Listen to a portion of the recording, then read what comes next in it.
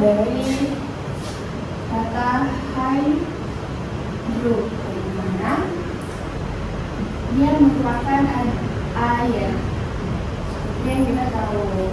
Nah, sedangkan sphere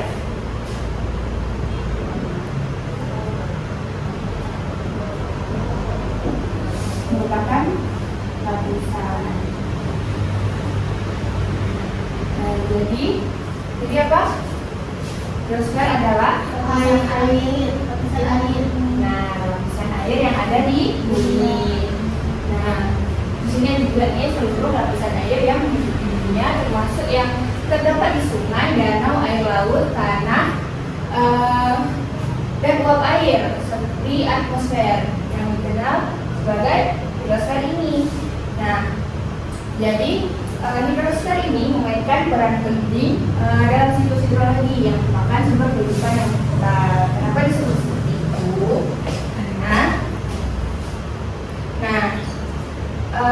Hidrosfer ini sebagai sumber kehidupan. Kalau kalian mandi, minum, masak, semua kan butuh air ya kan?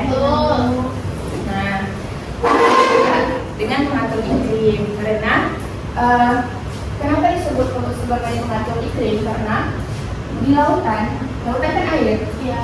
Karena ada panas dari air ini, dia menentukan iklim di suatu daerah. Nah, misal nih, kayak kita di Indonesia, dia karena secara geografisnya terletak di apa? Ya benar, di garis khatulistiwa. Karena itu laut kita lebih hangat karena posisinya. Nah, selanjutnya sebagai sumber daya alam. Nah, sebagai sumber daya alam ini misalnya kayak sumber daya listrik dari air, terus ada sebagai pariwisata sama untuk ternak dan lain-lain gitu. Nah, jadi kita tidak dapat bertahan hidup tanpa air. Transportasi, industri, pertanian, semuanya itu sangat bergantung pada air. Nah, selanjutnya, jadi bumi ini didominasi oleh air apa? Atau air asin. Yang dimana air asin ini berapa persen? 97. Ya, benar sekali. 97%. Nah, jadi dia mayoritasnya ada di laut dan samudera.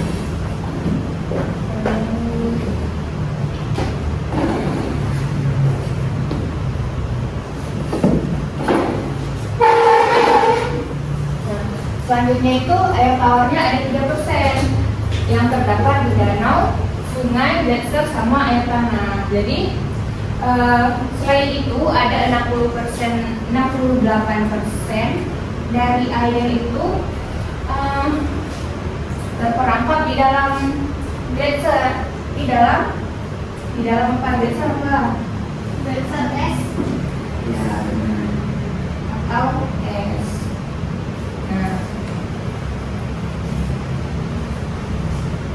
Nah, sisanya ya air ini, air laut, air permukaan.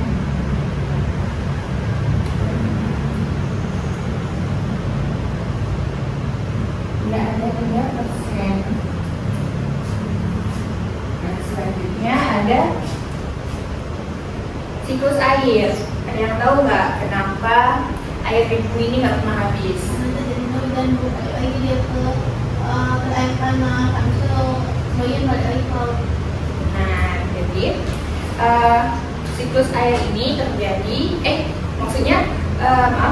tadi air itu nggak pernah habis karena adanya siklus air, yang dimana siklus air ini seperti daur ulang air, yang dimana terjadi itu lagi.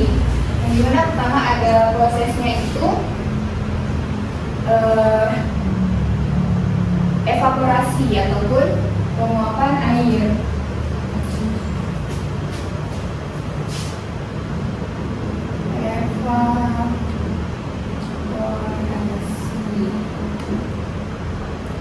Atau penguapan.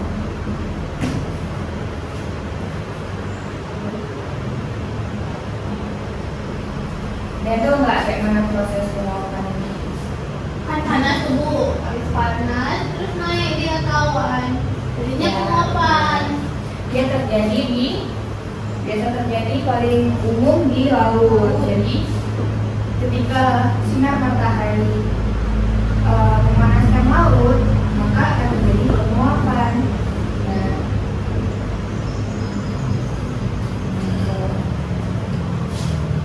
selanjutnya itu ada transpirasi. Jadi transpirasi ini yang terjadi pada tumbuhan.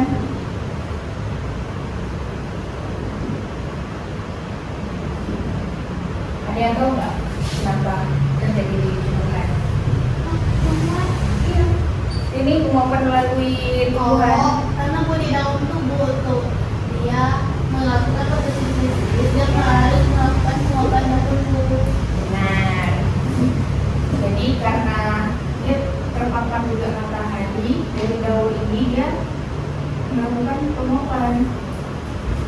Gitu. Nah, selanjutnya ada kondensasi, yaitu pengumpunan. Jadi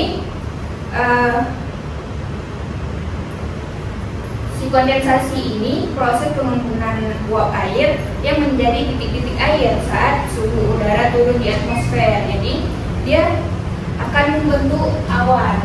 Nah, membentuk awan dari si proses kondensasi ini. Nah, ya. Dari penguapan tadi ke kondensasi yang membentuk awan. Selanjutnya ada presipitasi. Nah, jadi karena tadi kan udah terjadi kondensasi nih, air dari ini tuh membentuk awan. Nah, jadi ketika si awannya ini jenuh ataupun penuh dan suhunya turun, maka dia akan menjadi air, yang mana dia turun hujan. Tolong diperhatikan ya, anak-anak. Nah, jadi di sini ada tertulis tuh di BPK Ibu ada bentuk presipitasinya itu adalah hujan, salju, hujan es sama gerimis. Nah, jadi itu bentuk dari presipitasi. Nah, selanjutnya itu ada infiltrasi. Jadi airnya itu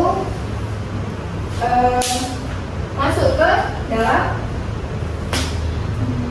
Tanah. Nah, dari permukaan nih kan airnya, air hujannya kan jatuh nih. Jadi dia di permukaan lalu masuk ke sana. Nah, masuk ke dalam sana. Ibu, Ya. kalau misalnya kan sekarang banyak instruksi terus dari aspal masuk ke rumah. Jadi tetap ada. Kan masih ada tuh lahan terbuka di kayak sawah, kan, hutan, nah itu tentunya hutan. Jadi air mengalir kan di setiap perumahan itu ada got ya, ada apa? Tapi itu kan dia tutup ke laut. Iya kan, nanti dia diserap oleh tanah. Jadi kalau misalnya tanahnya kan sudah ke semen, terus buat tadi ke dia ke sungai, ke laut habis itu. Jadi orang tuh yang tanahnya dari mana? Kalau misalnya dia pakai PDAM. Kan nggak semua ini ada. Jadi sebelum kita perumahan ataupun suatu daerah itu dibangun, ada AMDAL-nya, analisis dampaknya. Nah, jadi wilayah itu nggak bisa dibangun asal-asalan. Dia harus ada drainase kah, ada lubang ani kah, ada dan sebagainya. Jadi di setiap tempat itu pasti ada lahan kosong atau ditanami oleh pohon, semua semen. Paham? Paham. Nah, selanjutnya ada limpasan. Jadi dari air hujan itu dia mengalir ke sungai, dia air permukaan limpasannya. Jadi mengalir ke rendah atau tergenang dalam bentuk sungai lah. Nah, terus dia dari sungai kah, air terjun, supaya air yang ada di permukaan. Nah, untuk contohnya nih, seperti yang kita alami sekarang, mengingat cuaca sekarang kan hujannya Ekstrim. Nah, benar. Jadi sini peristiwanya itu apa? Sebuah siklon tropis ataupun yang dikenal sebagai siklon. Ya, benar. Jadi siklon Senyar ini,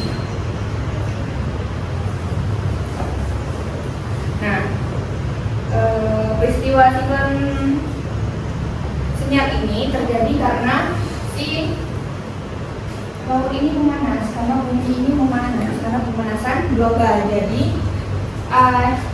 seharusnya kan angin siklon ini tidak terjadi dari satu peristiwa yang dimana dia terjadi di atas 5 derajat bintang.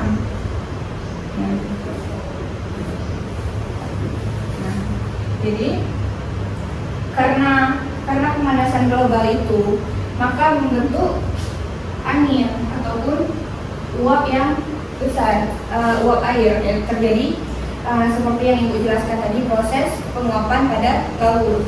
Nah, karena langit ini besar, laut besar, dia mempunyai banyak gitu yang menimbulkan badai ini. Nah, jadi terjadilah siklon Senyar ini. Ketika dilepaskan ke darat, dia melemah dan turunlah hujan yang ekstrim.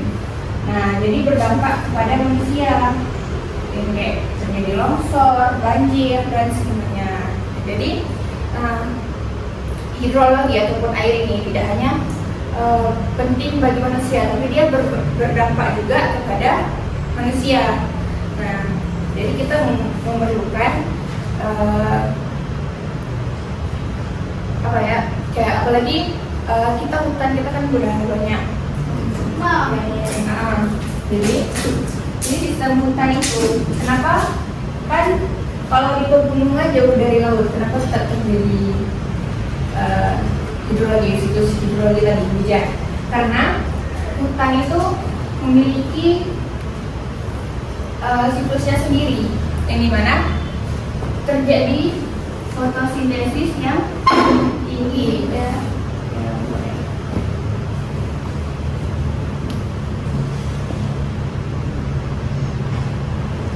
Apalagi hutan yang padat.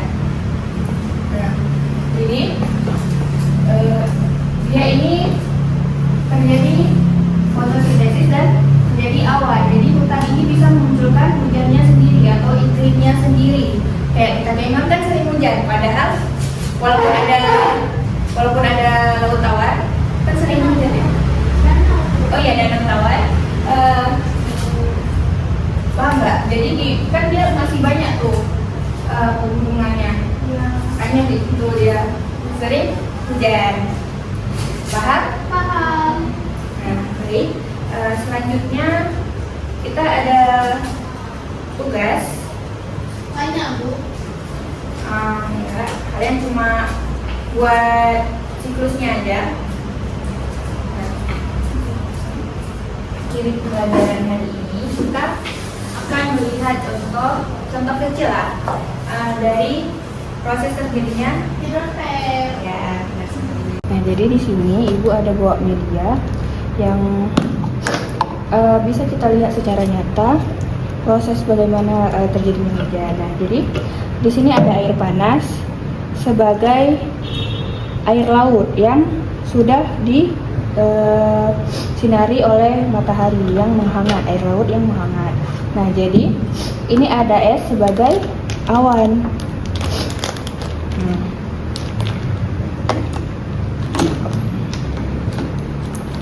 Nah, jadi di sini bisa didekatkan. Nah, ini kan sudah mulai mengembun, yang dimana ini proses terjadinya hujan, yaitu karena adanya panas dari air laut dan dari udara, maka air itu dapat terbentuk dari panasnya air ini, dari air laut. Nah, di sini sudah mulai berembun. Nah, jadi begitu proses terjadinya hujan jika dilihat dari sisi yang lebih kecil ataupun mikro gitu.